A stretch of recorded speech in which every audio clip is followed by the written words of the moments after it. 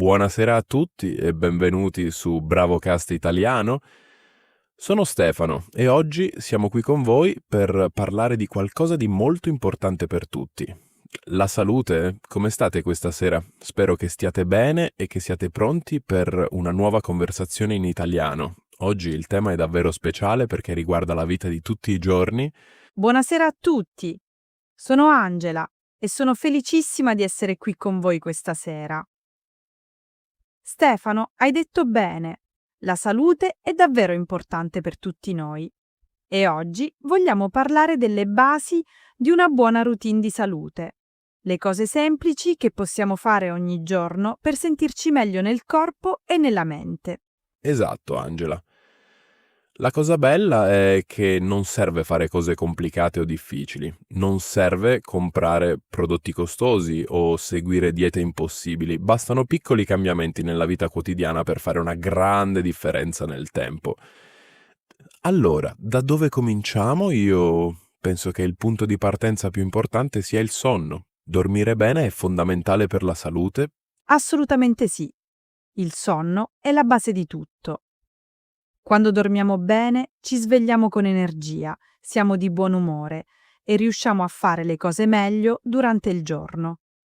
Il corpo si ripara durante il sonno, il cervello elabora le informazioni e il sistema immunitario si rinforza. Per un adulto si consiglia di dormire tra le 7 e le 9 ore per notte. Io cerco sempre di dormire almeno 7 ore e mezzo e mi sento molto meglio quando riesco a farlo. Anch'io, Angela. Quando non dormo abbastanza, la giornata è davvero difficile. Mi sento stanco, ho difficoltà a concentrarmi e sono un po' irritabile con tutti. Conosco bene quella sensazione. E voi, cari ascoltatori, riuscite a dormire abbastanza ogni notte? Scriveteci nei commenti. Siamo curiosi di sapere quante ore dormite normalmente e se avete qualche difficoltà con il sonno. Sì, diteci tutto. Un consiglio molto utile per dormire meglio è cercare di andare a letto sempre alla stessa ora ogni sera. Il corpo si abitua a una routine e comincia a sentire sonno in modo naturale a quell'ora. È come un orologio interno che si regola da solo. Anche spegnere il telefono e lo schermo del computer almeno 30 minuti prima di andare a letto aiuta tantissimo. La luce degli schermi dice al nostro cervello che è ancora giorno e blocca la produzione di melatonina. Ottimo consiglio, Angela. Io stavo proprio male con questa abitudine. Guardavo il telefono fino a tardi la sera e poi non riuscivo ad addormentarmi per ore. Da quando ho smesso di usare il telefono prima di dormire, il mio sonno è migliorato moltissimo. Un altro punto importantissimo per la salute è l'acqua. Bere abbastanza acqua ogni giorno è una delle cose più semplici e più efficaci che possiamo fare per il nostro corpo. Hai ragione, Stefano. L'acqua è la vita, si dice. Il nostro corpo è composto per circa il 60% di acqua. Abbiamo bisogno di acqua per tutto, per la digestione, per la pelle, per il cervello, per i muscoli, per eliminare le tossine. Quando non beviamo abbastanza, ci sentiamo stanchi, abbiamo mal di testa e facciamo fatica a concentrarci. Si consiglia di bere circa 2 litri di acqua al giorno. 2 litri. Sembra tanto, ma se ci pensiamo è circa 8 bicchieri grandi durante il giorno. Un trucco che funziona bene per me è portare sempre una bottiglia d'acqua con me. Al lavoro, in macchina, a casa. Quando ce l'ho davanti, agli occhi, mi ricordo di bere. Altrimenti dimentico facilmente. Voi avete qualche trucco per ricordarvi di bere abbastanza acqua? Raccontatecelo nei commenti. Che bella domanda per i nostri ascoltatori. Io invece ho impostato un promemoria sul telefono ogni 2 ore. Quando suona, mi fermo e bevo un bicchiere d'acqua. Semplice ma molto efficace. E ora passiamo a un altro pilastro fondamentale della salute, il movimento. Non è necessario andare in palestra tutti i giorni per essere in buona salute. Anche una semplice passeggiata quotidiana fa tantissimo bene. Esattamente, il movimento è essenziale, sia per il corpo che per la mente. Quando ci muoviamo, Il cuore lavora meglio, i muscoli restano forti, le ossa rimangono sane e il cervello produce endorfine, le sostanze del buon umore. Queste si producono naturalmente quando facciamo esercizio fisico. Si raccomanda almeno 20 minuti di attività moderata al giorno per stare bene. Le endorfine sono fantastiche. Io le sento chiaramente dopo una bella camminata nel parco. Mi sento più leggera, più serena e più positiva rispetto a prima. L'importante è muoversi in modo piacevole e regolare. Camminare, andare in bicicletta, nuotare, ballare, fare yoga. Anche salire le scale, invece di prendere l'ascensore, è già un ottimo passo avanti. Voi come vi muovete durante la settimana? Raccontateci la vostra routine. Io preferisco andare in bicicletta nel weekend. È rilassante e mi permette di esplorare nuovi posti nella mia città. Ma durante la settimana cerco di fare almeno una camminata veloce dopo cena. Aiuta anche la digestione ed è un bellissimo momento di tranquillità alla fine della giornata. E a proposito di digestione, parliamo di alimentazione. Quello che mangiamo fa una grandissima differenza per la nostra salute. L'alimentazione è un argomento vastissimo, ma oggi vogliamo restare sulle basi pratiche. La regola più semplice e più importante è mangiare tanta frutta e verdura ogni giorno, colorata, fresca, di stagione se possibile. Frutta e verdura contengono vitamine, minerali, fibre e antiossidanti, tutto quello che il corpo ha bisogno per funzionare bene e per proteggersi dalle malattie. E la varietà è importantissima.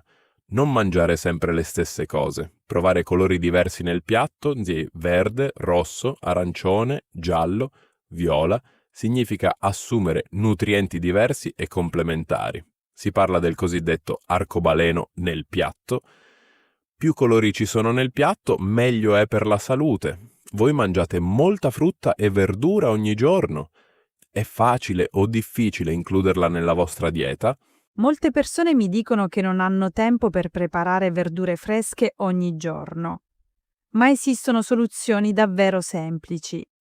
Una manciata di spinaci in un frullato con frutta di stagione, delle carote crude come spuntino pomeridiano o una bella insalata colorata a pranzo. Non serve cucinare per forza. Molte verdure si mangiano crude e sono buonissime e velocissime da preparare. Ottimo punto, Angela. E poi ci sono i cereali integrali.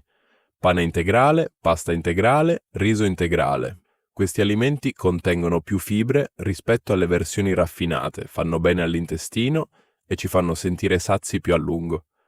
Se siete abituati al pane bianco o alla pasta bianca, provate a fare il cambiamento gradualmente. Il gusto è un po' diverso, ma ci si abitua facilmente e il corpo lo ringrazia. Gradualmente è sempre la parola chiave quando si parla di cambiamenti di abitudini alimentari. Non bisogna cambiare tutto in un giorno. Questo scoraggia le persone. Piccoli cambiamenti, uno alla volta, sono molto più sostenibili nel lungo periodo. E le proteine sono fondamentali. Costruiscono e riparano i muscoli, supportano il sistema immunitario e danno energia duratura durante la giornata. Le proteine si trovano negli alimenti di origine animale, come carne, pesce, uova e latticini, ma anche nei legumi, fagioli, lenticchie, ceci, piselli. I legumi sono fonti proteiche eccellenti, ricche di fibre e molto economiche. Io mangio legumi almeno 3 volte a settimana e mi trovo benissimo. E dobbiamo assolutamente parlare dello zucchero aggiunto nei cibi industriali. Lo zucchero. Non dobbiamo eliminarlo completamente dalla dieta, ma ridurre i cibi e le bevande con molto zucchero aggiunto aiuta moltissimo la salute generale. Bevande gassate, succhi di frutta industriali, dolci confezionati, cereali per la colazione. Questi prodotti contengono spesso quantità enormi di zucchero nascosto. Imparare a leggere le etichette degli alimenti è una competenza preziosa. Controllate la lista degli ingredienti. Se lo zucchero o un suo sinonimo appare tra i primi 3 ingredienti, significa che ce n'è tanto nel prodotto. Un consiglio pratico e facile: sostituite le bevande zuccherate con acqua naturale, tè senza zucchero o acqua aromatizzata con frutta fresca. L'acqua col limone, per esempio, è fresca e deliziosa e fa benissimo. Adoro l'acqua col limone. E ora voglio parlare di qualcosa che spesso viene dimenticato quando pensiamo alla salute fisica, la salute mentale. La salute non riguarda solo il corpo, ma anche la mente e le emozioni. Prendersi cura della salute mentale è altrettanto importante quanto prendersi cura del corpo. Sono due facce della stessa medaglia. Assolutamente, Angela.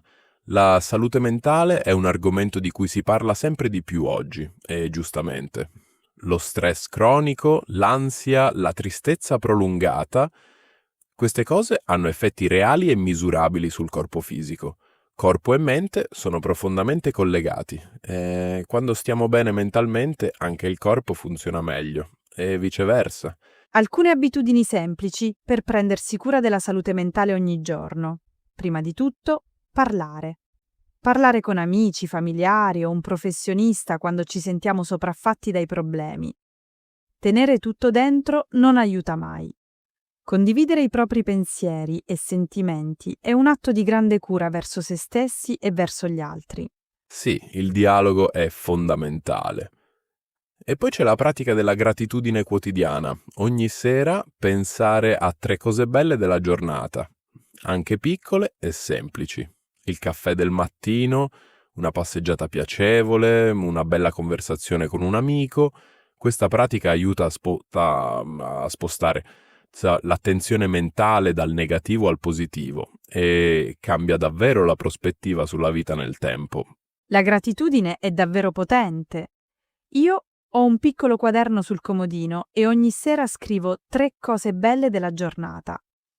Nei momenti difficili mi aiuta tantissimo a ricordare che ci sono sempre aspetti positivi nella vita, anche quando sembra tutto grigio. Voi avete mai provato la pratica della gratitudine? Diteci nei commenti se la praticate. E poi c'è la respirazione consapevole, una tecnica semplicissima ma molto efficace. Quando siamo stressati o ansiosi, il respiro diventa corto e superficiale. Fermarsi qualche minuto e respirare profondamente. Inspirare lentamente per 4 secondi, trattenere per 4 secondi, espirare per 4 secondi e attiva il sistema nervoso parasimpatico e ci calma rapidamente. Questo si chiama respirazione quadrata e funziona davvero. Io lo uso nei momenti di stress intenso e mi sento diversa in pochi minuti. È straordinario come qualcosa di così semplice e sempre disponibile, come il respiro, possa avere un effetto così potente e immediato sul nostro stato emotivo. Provatelo la prossima volta che vi sentite sopraffatti. Assolutamente, è uno strumento prezioso. E ora parliamo di qualcosa che molte persone trascurano nella loro routine di salute: le visite mediche di controllo preventivo. Anche quando ci sentiamo benissimo, è importante fare controlli regolari dal medico di famiglia. Esami del sangue, pressione arteriosa, controllo del peso corporeo. Queste cose ci danno un quadro chiaro della salute reale. Prevenzione è la parola chiave. È molto meglio prevenire che curare, come si dice sempre.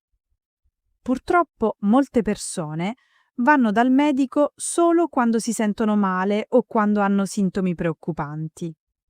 Ma i controlli preventivi permettono di identificare eventuali problemi nelle fasi iniziali, quando è più facile intervenire. Voi andate dal medico anche quando state bene? È una domanda importante da porsi. Io vado dal medico almeno una volta all'anno per un controllo generale. È diventata parte fissa della mia routine di salute. E voglio anche sottolineare l'importanza di creare abitudini di salute piccole ma costanti nel tempo. La consistenza è tutto, molto più dell'intensità sporadica. Esattamente. Una piccola abitudine positiva praticata ogni giorno per mesi e anni ha un effetto enorme e cumulativo sulla salute.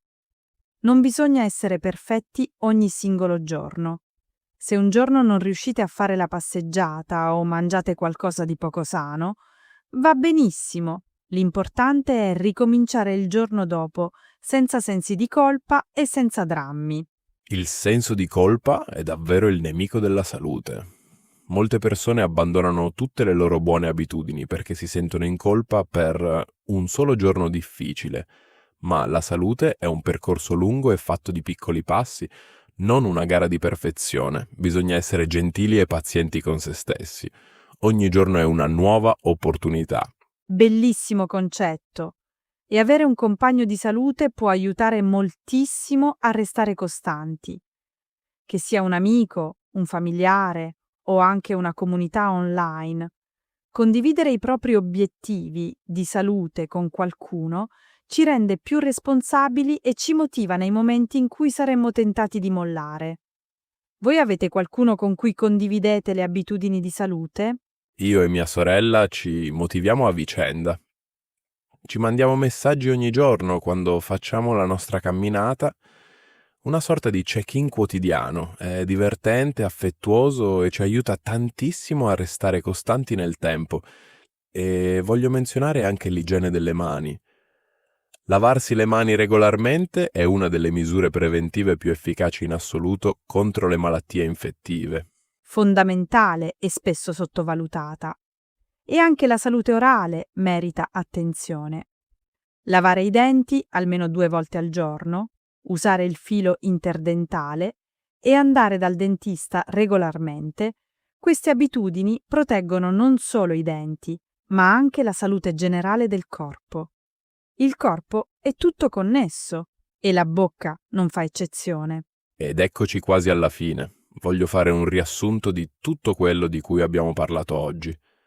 I pilastri fondamentali di una buona routine di salute sono: primo, dormire bene, 7-9 ore per notte con orari regolari. Secondo, bere abbastanza acqua, circa 2 litri al giorno.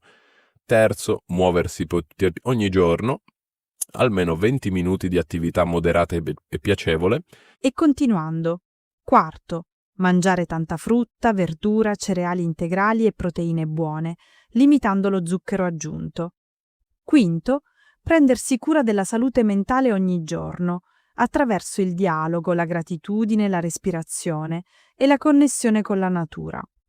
Sesto, fare visite mediche preventive regolari. Settimo, creare abitudini piccole ma costanti, senza sensi di colpa. E ottavo, curare le relazioni sociali perché fanno davvero bene alla salute. Nono, mantenere una buona igiene personale. 10 punti, sembra tanto, ma ognuno è semplice e pratico. Il consiglio è scegliere 1 o 2 cambiamenti su cui concentrarsi per iniziare e aggiungere gli altri gradualmente nel tempo. L'importante è cominciare. Vogliamo sapere da voi. Qual è l'abitudine di salute che volete iniziare o migliorare a partire da oggi? Scrivetecelo nei commenti. Siamo sempre felici di leggere i vostri messaggi e di rispondere. E ricordate, anche studiare italiano è un ottimo esercizio per il cervello e fa parte di una buona routine di salute mentale. Siete già sulla strada giusta. Bravi davvero! Se questo episodio vi è piaciuto, vi chiediamo di mettere un mi piace e di iscrivervi al canale se non lo avete ancora fatto. Condividete i nostri episodi con amici che stanno imparando l'italiano. Ogni condivisione ci aiuta tantissimo a crescere e a portare la lingua italiana a più persone nel mondo. Grazie di cuore a tutti per aver trascorso questa bellissima serata con noi su BravoCast Italiano. Prendetevi cura di voi, dei vostri corpi, delle vostre menti e delle vostre relazioni. La salute è il tesoro più prezioso che abbiamo e vale la pena investire in essa ogni giorno con amore e costanza. Buonasera a tutti. Buonasera e a presto! Ci vediamo nel prossimo episodio di BravoCast Italiano. Continuate a imparare, continuate a stare bene e continuate a sorridere.